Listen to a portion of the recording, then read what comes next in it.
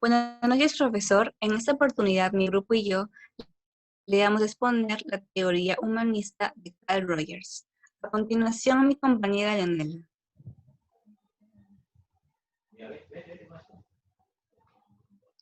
La teoría humanista o tercera fuerza nació a mediados del siglo XX, rechazando el psicoanálisis que planteaba al ser humano como esclavo de sus impulsos y como ser patológico, y el conductismo como un ser manipulable.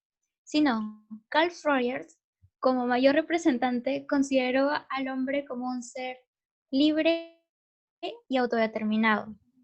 Carl Rogers citó: "El organismo tiene una tendencia y esfuerzos básicos para actualizarse, mantenerse y enriquecer las experiencias del propio organismo". ¿Qué quiere decir? Que la personalidad está constituida para una sola fuerza de vida, denominándola tendencia a la actualización, refiriéndose al sentimiento innato que tienen las personas para llegar a su máxima capacidad, por lo que la personalidad es un aspecto de los esfuerzos que hacemos por desarrollarnos y realizarnos. Otra cita es: "La curiosa paradoja es cuando me acepto como soy y cambio".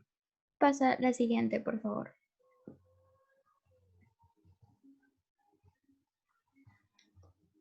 La dualidad del yo. El self o yo se parece al psicoanálisis, pero no tiene nada que ver con ello. Bueno, el self es el autoconcepto o la percepción personal como en la propia conducta. El yo ideal es aquello que el ser humano busca ser. En ocasiones, el yo ideal funciona como un motivador en cada persona para llegar a un estado que en el presente no es. El yo real es aquello que cada individuo asume como propio y es aceptado como parte de sus características. Siguiente.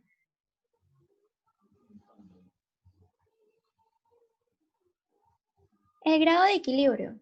Entre ellos, el yo real con el yo ideal, va a haber un variado equilibrio con el que se va a encontrar la persona. Depende de ellos, obviamente.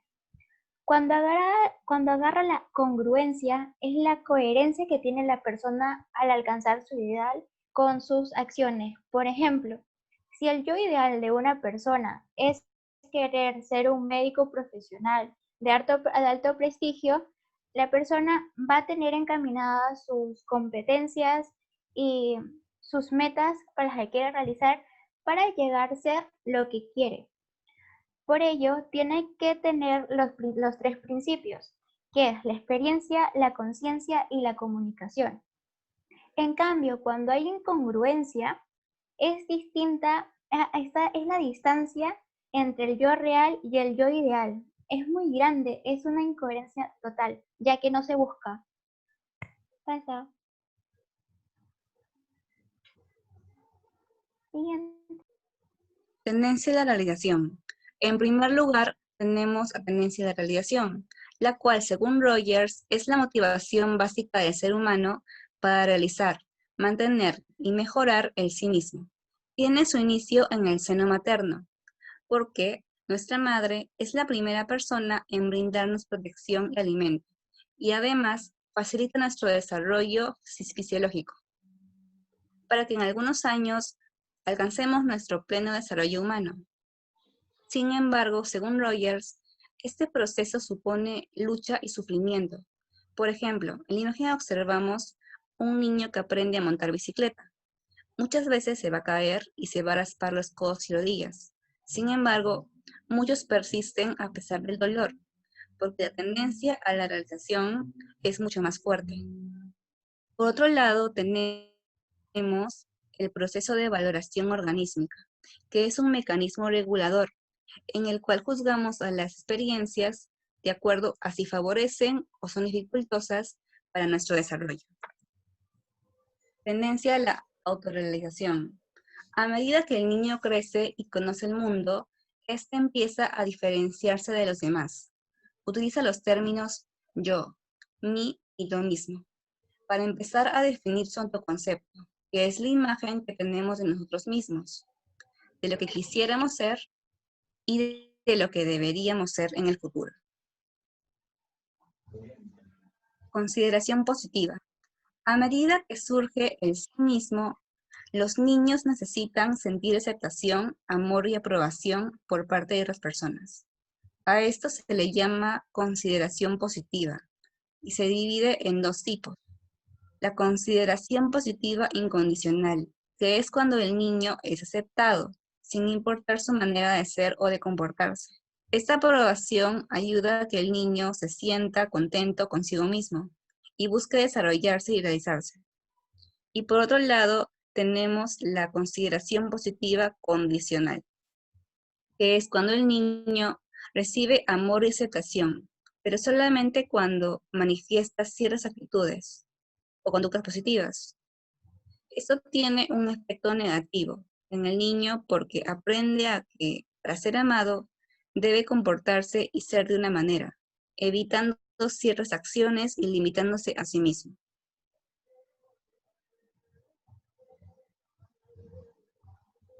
Ahora continuaremos con las investigaciones académicas contemporáneas sobre esta materia.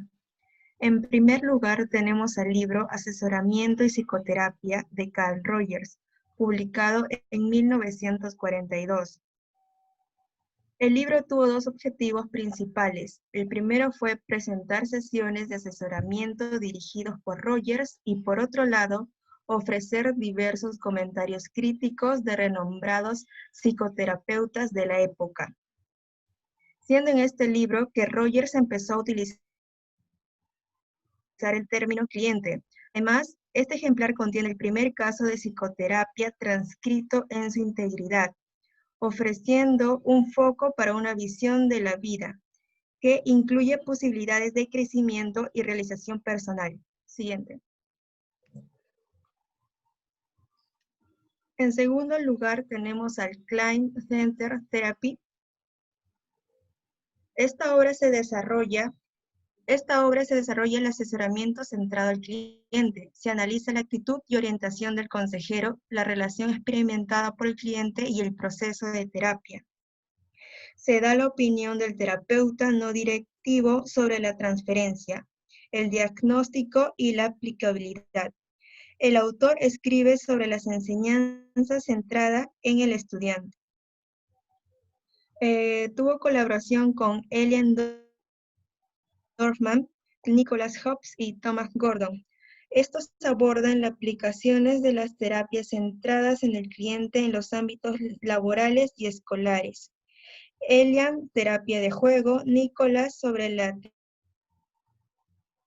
psicoterapia centrada en el Thomas sobre liderazgo y la administración centrados en el grupo. También escribe de consejeros y terapeutas, concluiría de la personalidad y el comportamiento. Siguiente. Por último, el proceso de convertirse en persona por Rogers, publicado en 1956. En este ejemplar se deja de lado lo tradicional en la psicoterapia, alterando el rol del terapeuta, asignándole la tarea de comprender al otro, siendo el espejo de la expresión total de la vida del cliente. Y como consecuencia, el asesor y asesorado entran en una relación de búsqueda de sí mismo de cada uno. En el proceso, el cliente vive una maduración afectiva a través del insight. Convertirse en persona se trata de descubrir, describir y vivenciar los propios sentimientos, llegar a ser conscientes de ellos para finalmente aceptarse.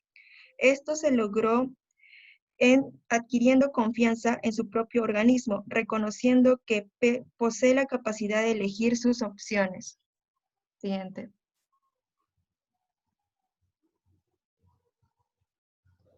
En este enfoque se utilizó la psicoterapia no directiva.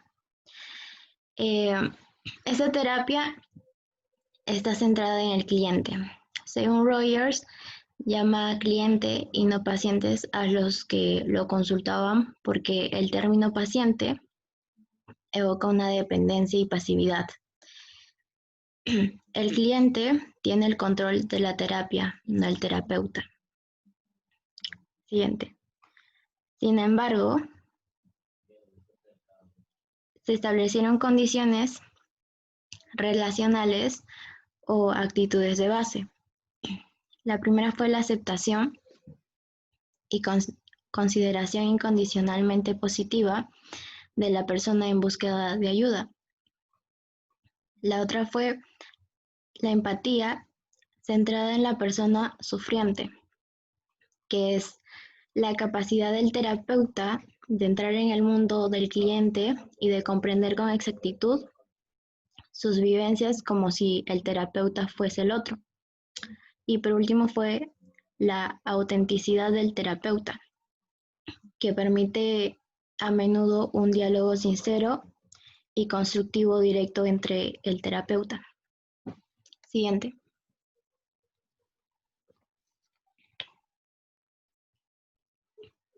Por eso se establecieron 8 principios básicos de la terapia, en donde el terapeuta debe desarrollar una relación interna y amigable con el cliente, mediante la cual se establece una armonía lo antes posible. También aceptar al cliente tal y como es. Crear un sentimiento de actitud permisiva en la relación, para que el niño se sienta libre de expresar sus sentimientos, no solo el niño, sino también el cliente. Respetar la habilidad del cliente al solucionar los problemas. No intentar dirigir las acciones o conversaciones del cliente. No apresurar el curso de la terapia y establecer solo aquellas limitaciones que son necesarias para conservar la terapia. Siguiente.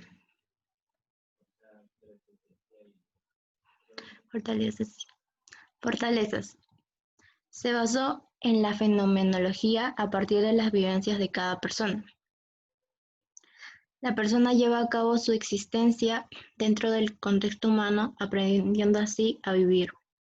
Destaca mucho la importancia de los sentimientos y el valor de cada persona. Debilidades. Se critica su concepción de la naturaleza humana como tendente hacia la bondad y la salud. Se le critica la falta de evidencia empírica. Permite mucha variación, pero no identifica variables lo suficientemente constantes como para ser investigadas con precisión. Siguiente. Citas y referencias. Siguiente. Siguiente. Integrantes del equipo. Gracias. Gracias.